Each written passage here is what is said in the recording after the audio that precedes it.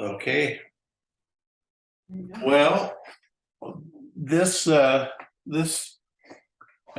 take a couple of times, but we're going to talk a little bit about nucleic acid math.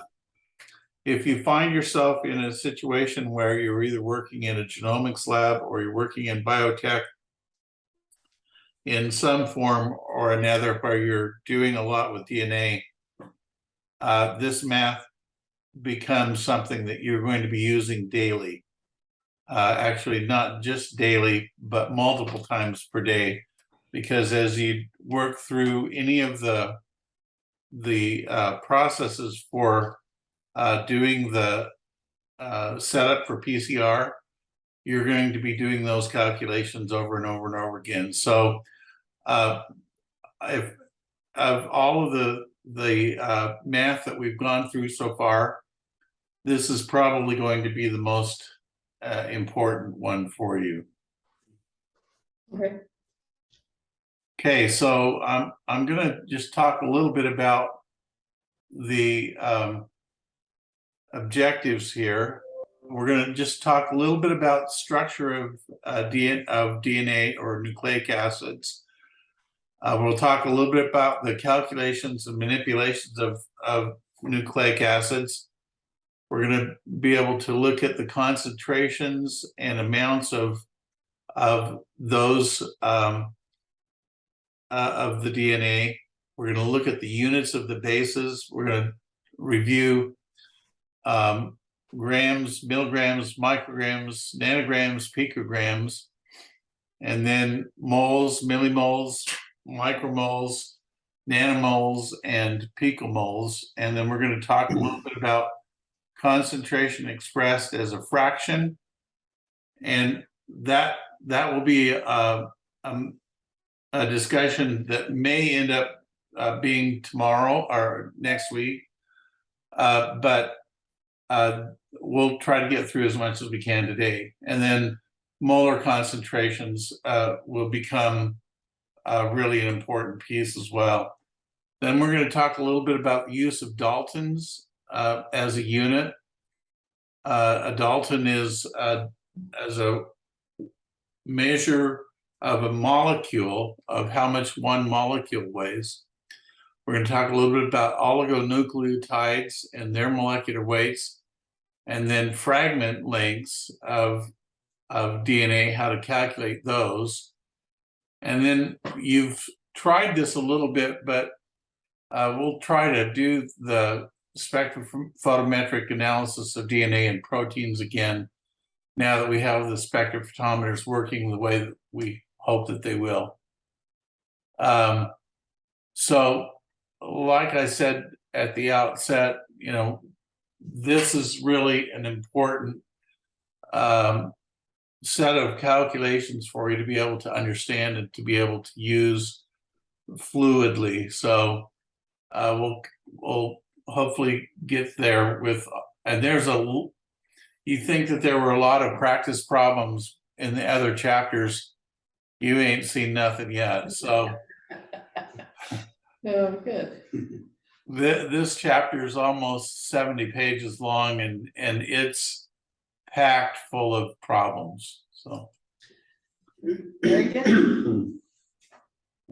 So let's talk a little bit about nucleic acid structure and a little bit about the terms of nomenclature that you're going to kind of encounter.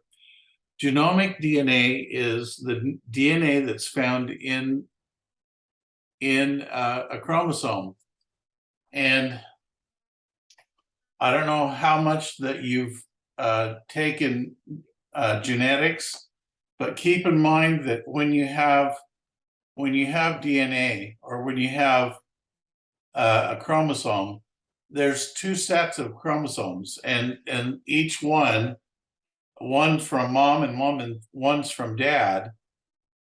They may be a little bit different.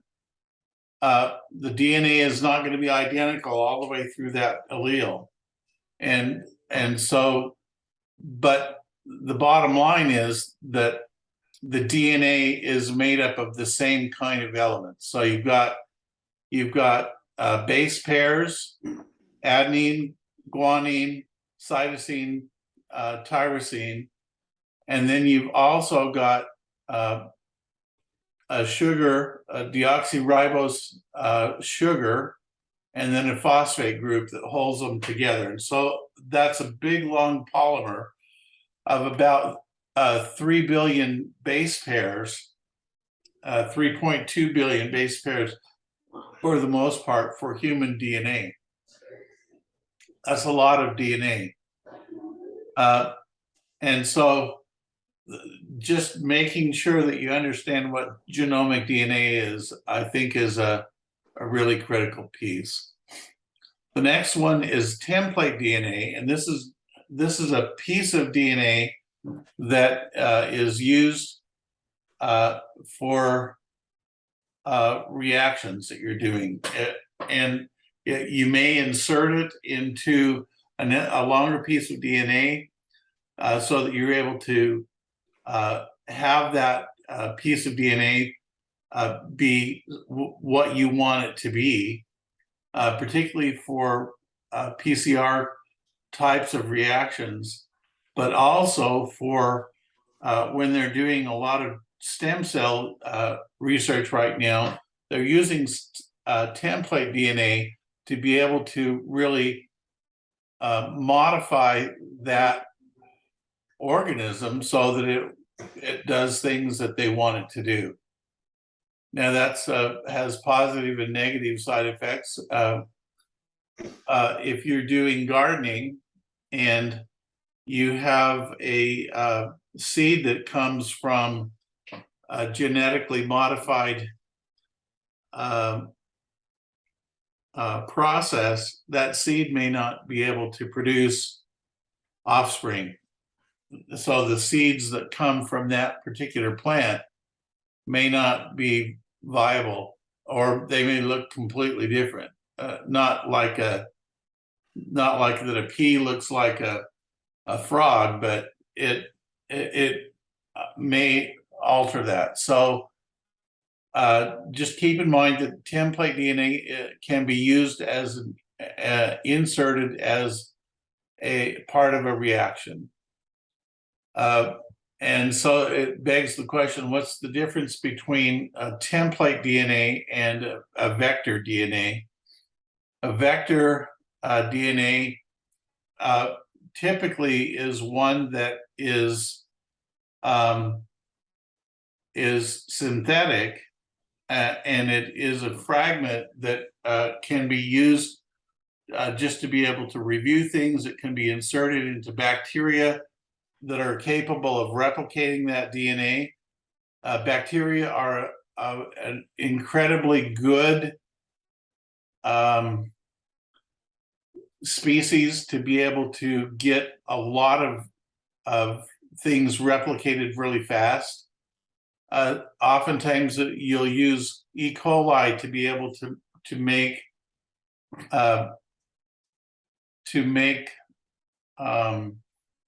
new kinds of antibodies, and those antibodies can be used throughout medical science for lots of different things. Or those antibodies can be used in analytical processes as well, because they're pure and they are specific for what you're trying to be able to do. And so a vector DNA differs from a template in that particular setting.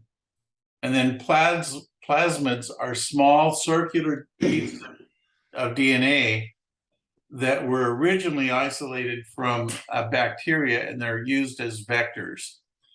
So when we talk about how we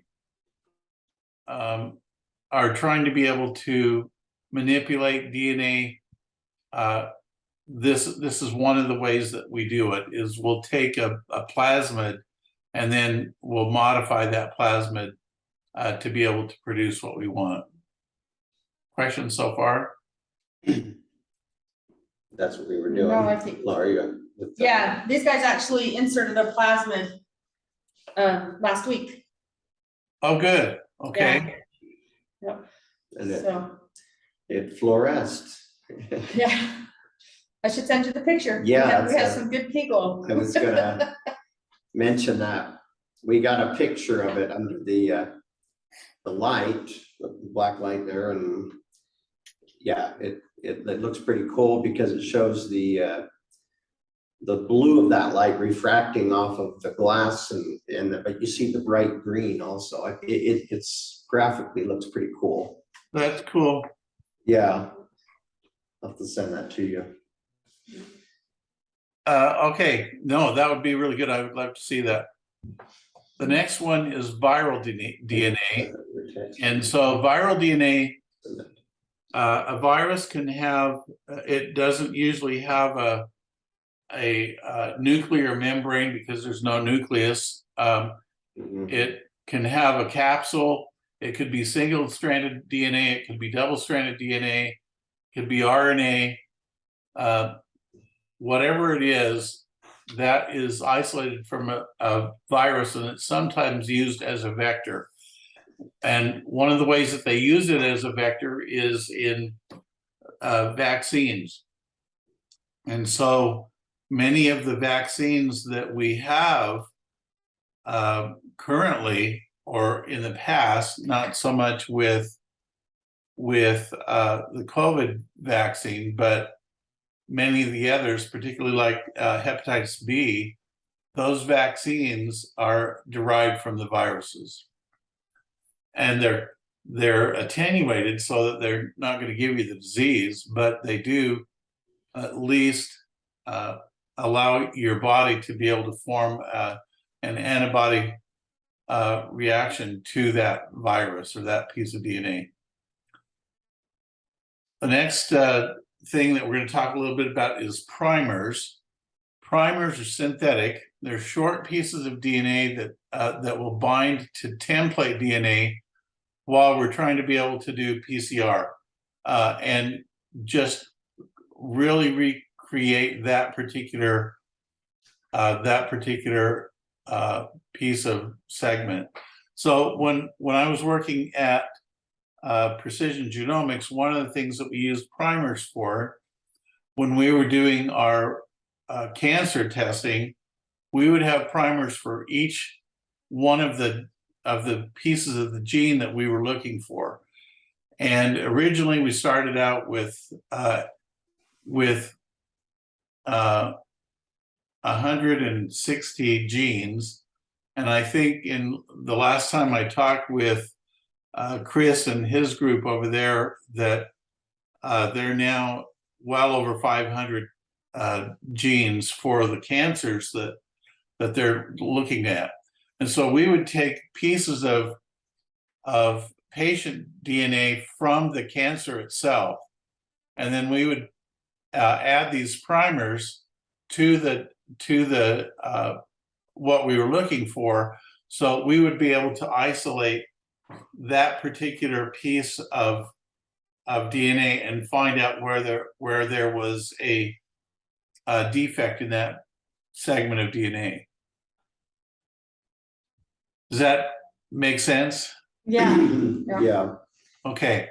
The next thing, and you're going to get a chance to really take a look at PCR. PCR is an amplification process that's called polymerase chain reaction, and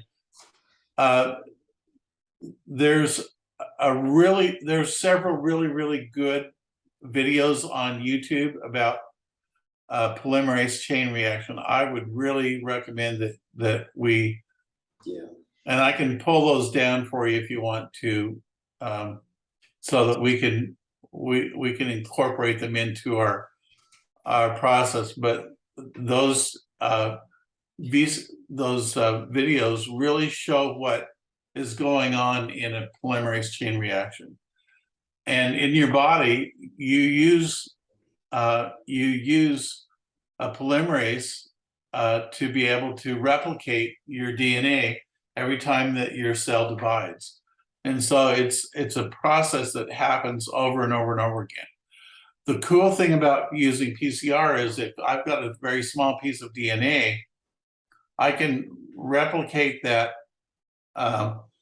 and amplify that signal so that now instead of having a few pieces of the DNA, instead of having 1,000 pieces of DNA, now I've got millions of copies of that DNA in a very short period of time, and it's exactly the same copy. And so it's a very useful tool for being able to not only do sequencing, but to be able to use for quantitation as well. And then not just quantitation, but looking for specific mutations that are related to that particular gene. The next two are enzymatic processes. One is digestion, and when you look at the enzymes that are used for digestion of DNA, you think, in your mind, you're thinking, oh, well, it's going to cleave every single base pair. So I'm going to just have this big pile of base pairs. When in reality, what's happening with digestion is if you have two base pairs that are in sequence, like cytosine guanine, cytosine guanine, cytosine guanine, that particular enzyme may target those areas where you have two cytosine guanines that are together. And there's several different enzymes that are out there that are used for digestion, and it allows you to be able to really predict how big your fragments are going to be when you've digested them. The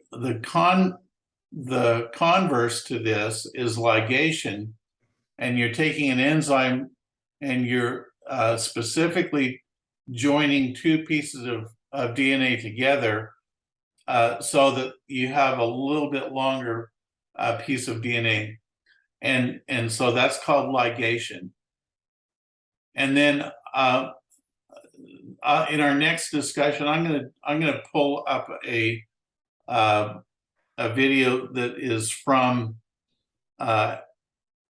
one of the actually there's 2 or 3 different companies that do sequencing, and I want you to be able to see how that we're able to take and really sequence a piece of DNA so that we have a longer piece of DNA, and we're able to take and replicate that millions of times and be able to get a very, very high probability so that we know what that piece of DNA looks like and what its sequence is. And it's incredible technology just to even conceptualize what it's doing, but I'll bring that video the next time that we meet. Great. And how's Tyson today? Good. Hello. He gets to talk to the administration today. Good for you. Yeah. Or condolences, whichever the case may be. When they asked us to do it, we thought it was part of the Good Things Utah, what they asked him to do. And so he was prepared to talk to them when they were here, and then it didn't ever happen. And then they asked him, just like yesterday, if he was still ready to do that. Anyway, so kind of got it all mixed up. But Well, good deal. yeah. So Okay. He's gonna be the platform to, get a $10 million grant that is steered our way, and yeah. Well, that would be awesome, wouldn't it? so make it happen. Okay. So the next thing is conversion factors. And I want you to be able to really use conversion factors the way that you need to. This is just a table from the book itself, but can you see my mouse here? When we talk about bases, amounts of bases, they're about, and this is approximate, about 330 Daltons is the size of a base. And if I look at amounts in grams, these are the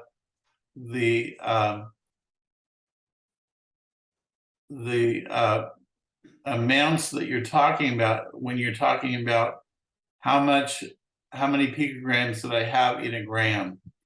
That's a lot of picograms. And then lastly, when we're talking about molar concentrations, we're going to be using Avogadro's number for absolutely everything to be able to figure out how many molecules or how many atoms that we have all together in that molecule. And so these will become really important ones for you to be able to do. And there's actually two tables that are on pages 371 and 372 for you to be able to look at. And I couldn't fit them all onto this screen. So go back to that table, or those tables, and it'll kind of help you see. And I'm gonna just take a look at these as well.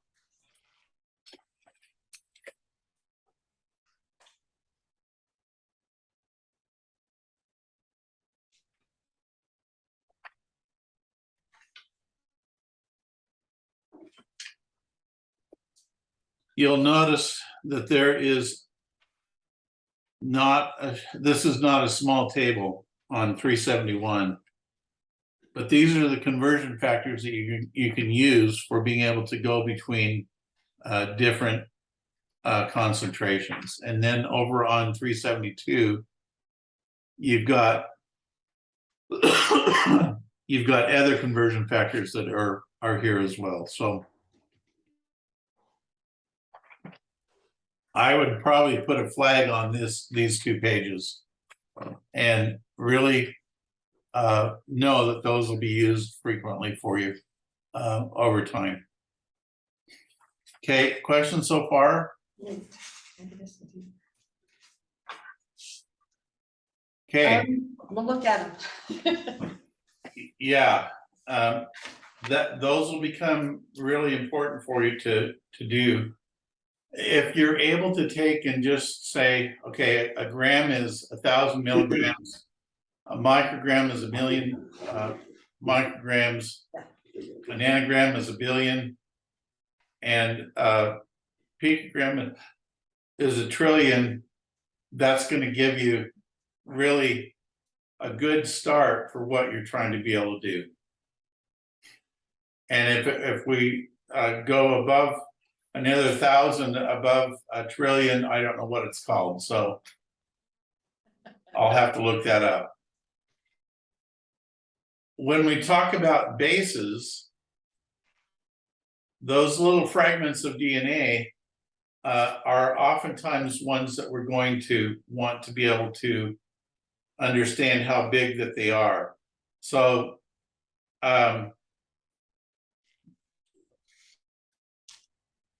so if you're looking at the number of bases or the base pairs that are in a strand of or a molecule, that's called it's called a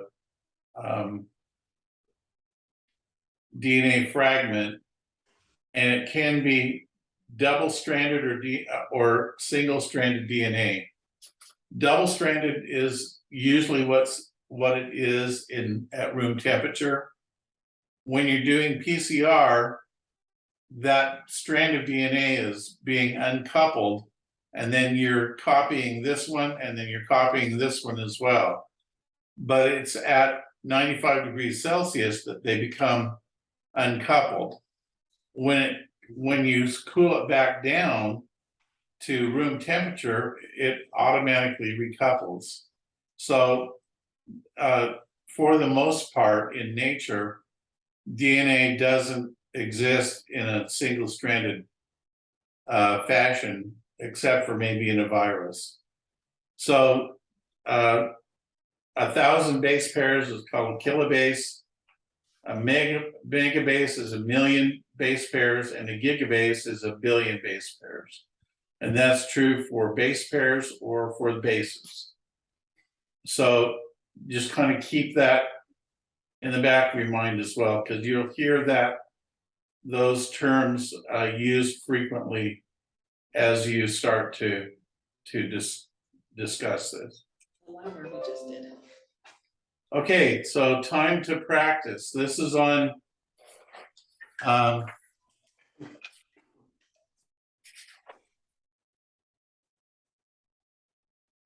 this is on page 373. And so I want you to go through and practice doing these conversions with these two problems. And like I said, when we first started this, there's no shortage of problems that you're going to encounter in this chapter. I would really recommend that you go through and do as many of them as you can, because you're going to find that as you get into the laboratory, you're going to be using this all the time. So let's take the next 5 minutes and work through these two problems. And I'll hush my mouth for a bit.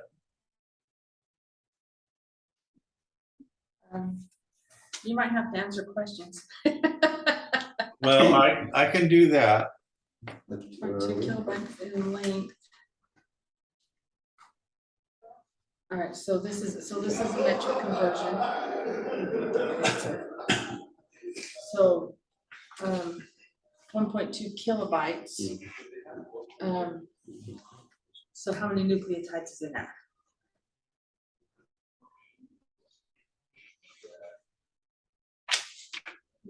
Kilobases, not kilobytes, kilobases.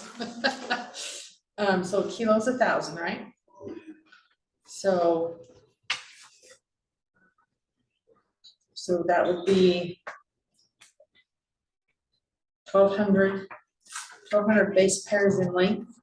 But if we're looking at just nucleotides, we have to double that. 2,400. So 2,400, I think. So 2,400 base pairs or bases, yeah. So 1,200 base pairs.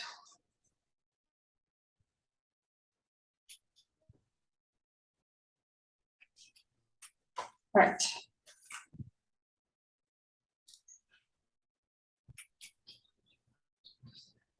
Have any of you had mononucleosis before? You have, Glenn? Yeah, had that. Was that a very fun experience for you?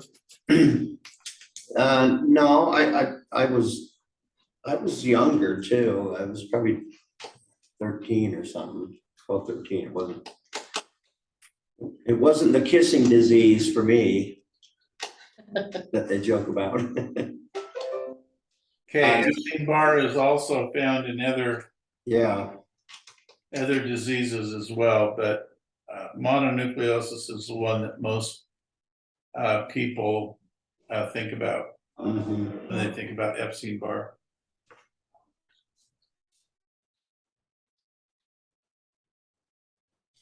So 172,000 base pairs, huh? 3.2 billion base pairs. Kilobytes and megabytes. Okay. All right, so I'm gonna get it on whiteboard. I could write I really like that one. Just use the marker. Yeah, on the glass. Okay, so how many kilobases for Epstein-Barr and megabases for Epstein-Barr?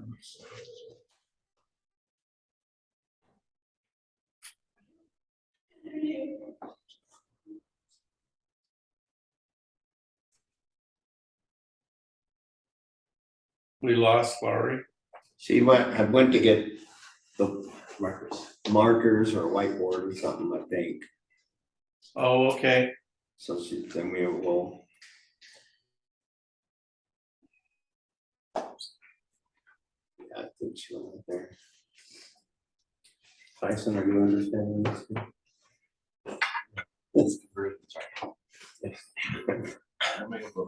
Okay.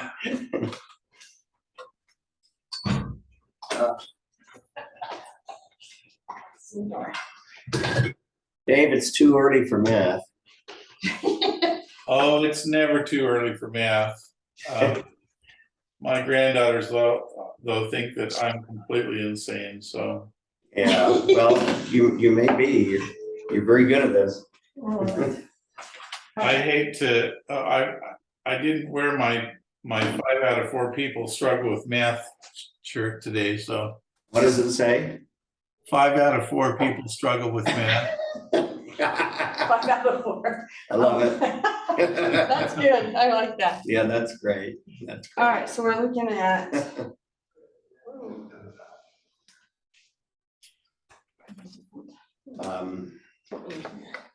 The entire genome of Epstein-Barr virus consists of about 0.172 times 10 to the 6th. 6 base pairs of So DNA. Glenn, how much is that if we were to say how many base pairs is that?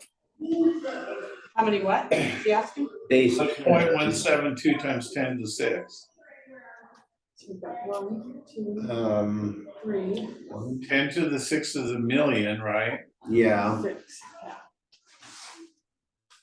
So that would, Yeah. we'd have 172,000, right? Yeah, base pairs. Yeah. 72. So then is that 172? 172,000, is that what you said? Yeah, Yeah, yeah. so in kilobases, that would be equivalent to 172 kilobases, because that's 1,000 bases. Yeah, Yeah. And so 172. how many megabases would that be? Yeah, let's see. Are we to 1.72 megabases? Yeah, 0.172. Yeah. Okay, Yeah, yeah. so what about E. coli then? If I've got 4.6 million bases, how many kilobases have I got? What was E. coli again? 4,600, is that what you said? 4.6 times 10 to the 6th. Okay. So That's the number of bases that there are, but how many kilobases are do you have? okay. All right. Oh, wait. This would be base pairs. So this would be base pair. And yeah, that's actually what you said. So for the kilobases, it's 4.6. 4,600 kilobases. Oh, yeah. I thought that was a decimal. Yeah, well, it looks like one. 4.6 times, yeah, 10 to the 6th. Oh, wait, I'm doing, that's the wrong end. 1,600,000 base pairs, 4,600. 4,600 kilobase? Is that Right. right? Okay. Wow. So then megabase. 4.6. And then megabases, how much do you have? 4.6. 4.6. Right, it's the easiest way to be able to do this, particularly if it's expressed in scientific notation, is just to divide by 10 to the 3rd for kilobases and 10 to the 6th on megabases. And that makes the math easier. Just moving decimal point 3 or 6 places. Right, that's exactly all you're doing.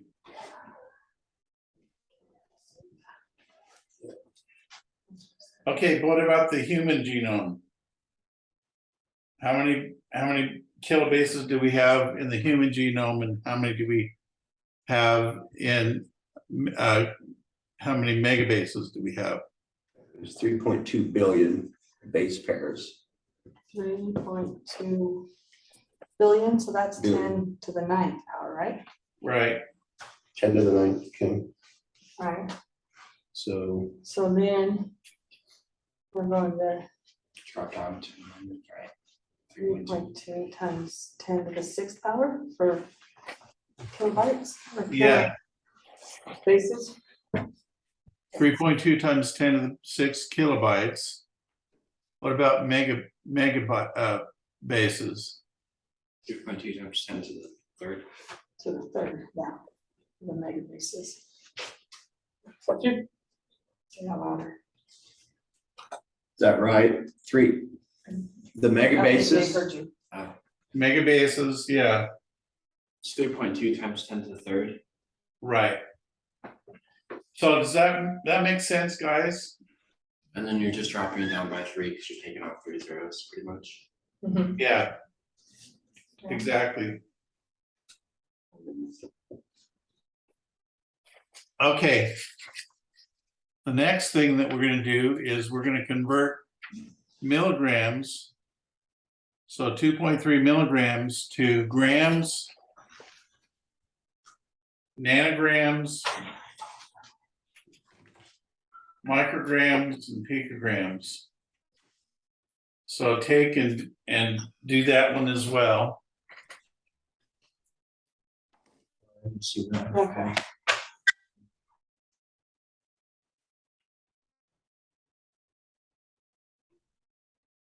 You want to keep this up here?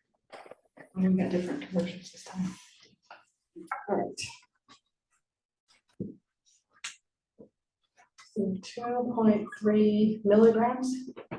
yes, 2 units of So grams, micrograms, nanograms. Okay, so how many grams is that? Yeah. I want you to be able to get to the point where you can do this in your head. So by saying 2.3 milligrams, how many grams is that? That's 0.00 Milliliters to liters. 0.023 milligrams. Yeah. You just have to be able to move that decimal place several places. 3 spots, Yeah. So 0.0023, is that right? yeah, Okay, 0.0023 in grams. And here we what go, about micrograms? 2.3 milligrams in micrograms. It's 1,000 difference between the two. 3 more zeros. Microliters, we've done a lot of those. Microliters. Or grams. So if we were taking 0.0023 liters to microliters, Micro, going back. or maybe we should start here, because we do milliliters to microliters all the time. So if we've got milligrams to micrograms. Which way am I gonna move my decimal? Other way, so Yeah. So 2,300 micrograms, Yeah, and then nanograms is gonna go 3 more. it's 3 more, yeah. 1, 2, 3 more that way. So now we're at 2 million. 2.3 million, 2.3 million, and then picograms would be how much? 3 more. 2.3 3 more, billion. Yeah. Yeah, So 2.3 2.3 billion. 2.3 billion. So keep, if you're working in biotech, that's what you're gonna be doing. If you're working in toxicology, you're gonna be doing the same kind of thing. Because it's small amounts of whatever it is that you're looking at. In toxicology, you're gonna be looking at picograms and nanograms and micrograms all the time. Rarely, unless you're working in a crime unit where they're bringing you what they've confiscated from Cedar City on the freeway. You're not going to be talking about grams of it. You're going to be talking about milligrams, micrograms, nanograms, picograms, so, Okay, okay. So a procedure calls for 10 picograms of the DNA template. How much of that is in grams, milligrams, micrograms, and nanograms? Grams, milligrams, micrograms, and what else did you want? Nanograms? Yeah, Nanograms, okay. 10 picograms, so we're down here, so we gotta go this way. we're starting with picograms, so that's not very much DNA. Right, so what would this first one be? Remove the decimal point 3 places that way. 0.01. 0.01, yeah. Zero. Yeah, there you go. Nanograms, okay. I should have more space, lots of zeros here. All right, so micrograms. Again, 3 more zeros. 3 right? more. Right. 0.00001. 1 micrograms. Then milligrams, now we add 0.000000001. Wow. This is a really tiny gram. 360. 1, 2, 3. Now you see why that we use Yeah. scientific notation. Yeah, Yeah. just 10 zeros and then a I think I one. need one more. One more zero. Right, Yeah, 10 to the okay, -10, or 1 to the There you -10. go. yeah, so, okay, so yeah, what would it be? So it'd be, this would be 1, Times 10 to the -3, Is it right? 2 or? So the nanograms is 0.01. That would be written, 1, 2, so 2. In scientific- Okay, right? is it 1 times 10 to 10 to the, the -2?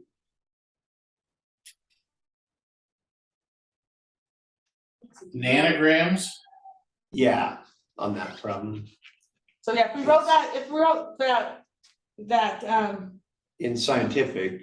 1 or 0.01 nanograms in scientific notation. It's just 1 times 10 to the 2, right?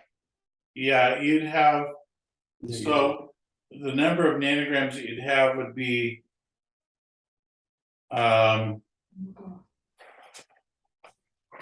would be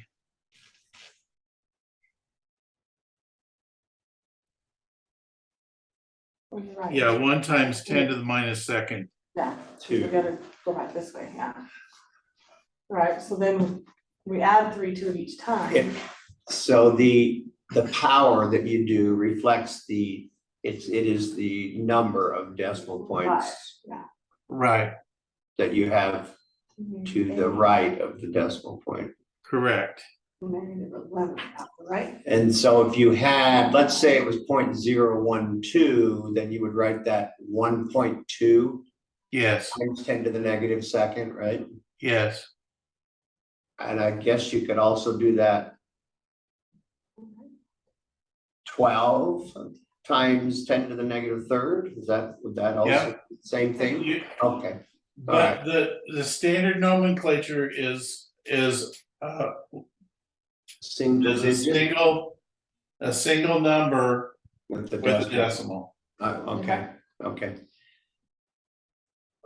So like on this slide, you've got, Makes sense? one of the things is Yeah. 1.5 picograms. Yeah, Then you're gonna be using 1.5 as whatever you're doing. yeah. Picograms. 1.5 picograms, we want nanograms, micrograms, and grams. Right. All right, so for 1.5 picograms. And if we go to nanograms. So 1.5 times 10 to the 3rd. Right, Run out that way. 10 to the minus what? -3. 3, yes. okay, 1 times 1.5 times 10 to the -3, nanograms. and then 1.5 times 10 to the negative 6, Yes, and 1.5 times 10 to the negative 9, right, correct? Yeah. And yes. 12. Metrics are really nice. Yeah, All right. Is this starting to make sense? yeah, Okay. yeah, I think so. For Yeah. You've gotta just kind of get it in your mind that it's differences of 1,000 between each of those units, but you've got to become very conversant with it, very fluid. They're really good with the milliliters and microliters and liters as we've been making solutions, so I think they're getting it. Or I mean, Okay, that one really well. okay, so we're almost to our hour here. Do you want to stop here and then pick it up next week, or what do you want to do? What do you want to do? and whatever you guys think. We can do that. Yeah, you probably have to go. Yeah, we can practice some more problems too. Okay, yeah, there's more to do, but and if you want to go ahead on the millimoles and the moles too, it's a similar kind of thing, but you're trying to be able to figure out what are the number of molecules that you're working with all the time on this part of the process.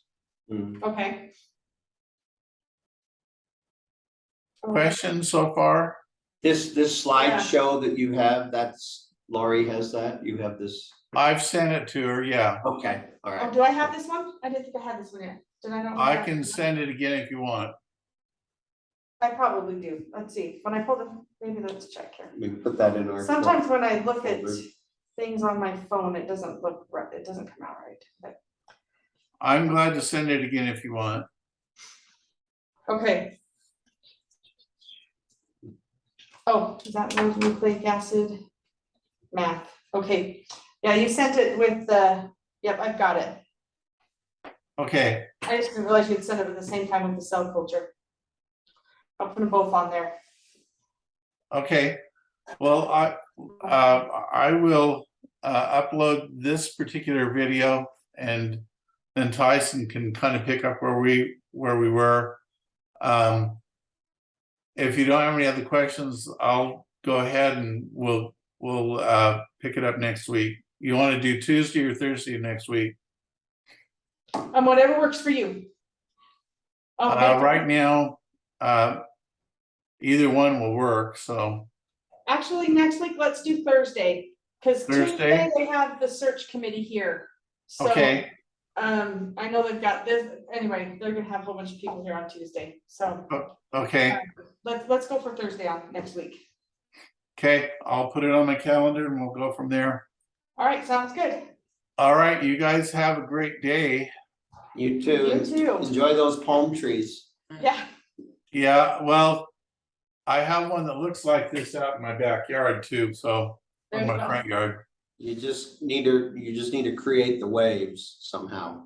Yeah, That's fine. that's a little harder to do with St. George, so I have Not enough water. a glass of water I can throw out there, but that's You about can it. blast that around.